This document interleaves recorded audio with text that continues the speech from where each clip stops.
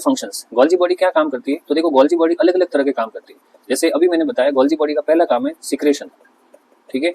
Secretion किसका करेगी? थोड़ी देर पहले ही बताया कि अगर आपकी बॉडी में किसी एंजाइम को काम करना है तो वो एंजाइम जिस सेल से बाहर आएगा वो सेल कौन सी होगी?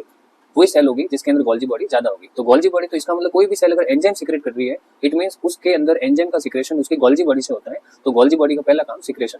अभी थोड़ी देर पहले बताया कि अगर कोई सेल आपके अंदर म्यूकस बना रही है, श्लेष्मा बना रही है, तो उस श्लेष्मा को सीक्रेट करने वाली जो सेल है, उस सेल में वो श्लेष्मा किससे सीक्रेट हो रहा है? ये गोल्जी बॉडी से। तो गोल्जी बॉडी से श्लेष्मा सीक्रेट होता है यानी म्यूकस, इसकी वजह से एंजाइम सीक्रेट होंगे, इसकी वजह से हार्मोन सीक्रेट होंगे। उसके बाद दूसरा गोल्जी बॉडी का सबसे इंपॉर्टेंट काम है मेटाबॉलिज्म।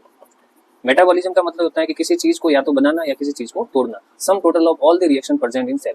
सेल के अंदर जितनी भी रिएक्शंस है जिसमें या तो कोई नया कंपाउंड बन रहा है या चीजें टूट रही है तो उसको मेटाबॉलिज्म कहते हैं। गोल्जी बॉडी के द्वारा दो इंपॉर्टेंट मेटाबॉलिज्म होते हैं जिसको कहते हैं सिल्वर मेटाबॉलिज्म और सल्फर मेटाबॉलिज्म। सिल्वर मेटाबॉलिज्म जो है वो आपके न्यूरॉन के अंदर और आपकी जो अर्जेंटाविक सेल होती है उनके अंदर पाया जाता है, अर्जेंटाविक सेल, ठीक है। लेकिन वही सल्फर मेटाबॉलिज्म जो है वो आपके कार्टिलेज के अंदर पाए जाते हैं। इसी प्रकार आपकी जो स्किन है, स्किन के अंदर जो पिगमेंट्स बनते हैं मेलेनिन, और इसके अलावा जो एक प्रोटीन बनता है केराटिन, ठीक है। तो स्किन का मेलेनिन प्रोटीन या मेलेनिन पिगमेंट्स, या फिर हम कह सकते हैं स्किन में जो केराटिन प्रोटीन बनता है इसको बनाने वाला जो है वो कौन होता है? वो गोल्जी बॉडी होती है। अब केराटिन प्रोटीन के अंदर अमीनो एसिड्स होते हैं, इंपॉर्टेंट अमीनो एसिड होते हैं, जैसे कि फिनाइल एलेनिन भी होता है, उसमें लाइसिन भी होता है, उसमें आइसोलाइसिन भी होता है, मैथियोनिन भी होता है। तो अब केराटिन प्रोटीन जो है उसमें एक इंपॉर्टेंट अमीनो एसिड होता है जिसका नाम है मैथियोनिन। अब ये जो मैथियोनिन है वो सल्फर कंटेनिंग अमीनो एसिड है, इसका मतलब सल्फर मेटाबॉलिज्म हो रहा है। और सल्फर मेटाबॉलिज्म को कौन कवर करेगा? जो है गोल्जी बॉडी। इसके अलावा गोल्जी बॉडी जो है वो ग्लाइकोसाइलेशन करती है।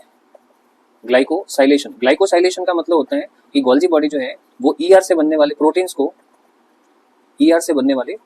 प्रोटीन को शुगर से जोड़ेगी और शुगर से जोड़ के फिर क्या बनाएगी? ग्लाइकोप्रोटीन बनाएगी, ठीक है। तो बॉडी के अंदर प्रोटीन तो कौन बना रही है? ईआर, लेकिन उस प्रोटीन को ग्लूकोज से जोड़ने का काम कौन कर रही है? Mostly Golgi body. हालांकि ईआर भी जोड़ती है बट वो इमैच्योर तरीके से होता है, लेकिन परफेक्टली ग्लूकोज से प्रोटीन को जोड़ना जिसको हम ग्लाइकोसाइलेशन कहते हैं, ये काम कौन करती है? Golgi body. और ये ग्लाइकोप्रोटीन फिर आगे जाकर के एंटीबॉडी का काम करते हैं, ये ग्लाइकोप्रोटीन फिर आगे जाके एंटीजन का काम करते हैं, ये ग्लाइकोप्रोटीन आगे जाके जो है वो इम्यून सिस्टम के लिए इम्यूनोग्लोबिन प्रोटीन का भी काम करते हैं, अलग अलग होते हैं। गोल्जी बॉडी का चौथा इंपॉर्टेंट काम है ग्लाइकोसाइडेशन।